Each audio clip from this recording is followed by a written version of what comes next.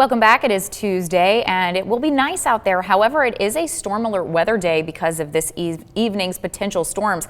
But Clay Smith is here to tell us the details of what we can expect. Good morning, Clay.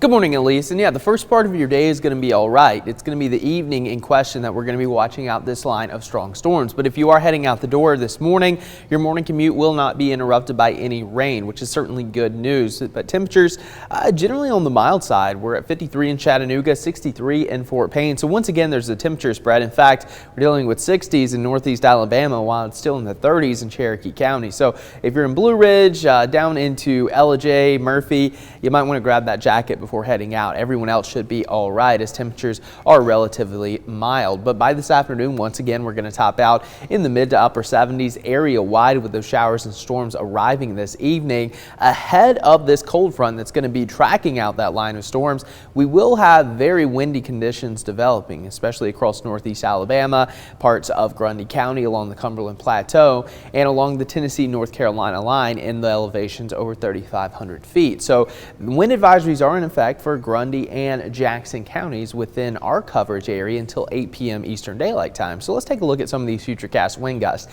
Again, this is before the storms even arrive. So we could have gusts, over 30, maybe even 35 miles per hour in the valley, and some of the higher elevations along the Cumberland Plateau or back into parts of western North Carolina and southeast Tennessee. We could have gusts over 40, 45 miles per hour. You can see those reds showing up. That's extremely high gusts. So that is something to be mindful of. So you might want to secure some loose items ahead of this front or before heading out the door this morning.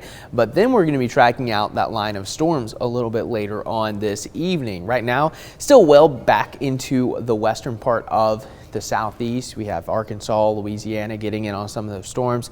But again, this is going to start pushing off to the east pretty quickly throughout the day. So as we track it out for you, again, the morning hours mainly calm. Notice the cloud cover starts to shift to the east as we go throughout the day. But in general, we're not going to be tracking out any showers until much later. So even through about 4 o'clock, notice we're still dry here across the Tennessee Valley, but then just like that, as we approach the 6 and 7 o'clock hour, some of our western communities start to get in on some of that rain. So Monteagle, down into Dunlap, Fort Payne, right around 6:37, that's when you'll start to be dealing with some of these showers and storms. And then this is going to race off very quickly from west to east throughout the evening. So by 9 o'clock, a lot of this is already clearing Chattanooga and Dunlap and moving into Dayton, Athens, Dalton, and Calhoun. And then as we go into the 10-11 o'clock time frame, we're going to have this shifting off into our easternmost communities, so Murphy, Blue Ridge, and Ellijay.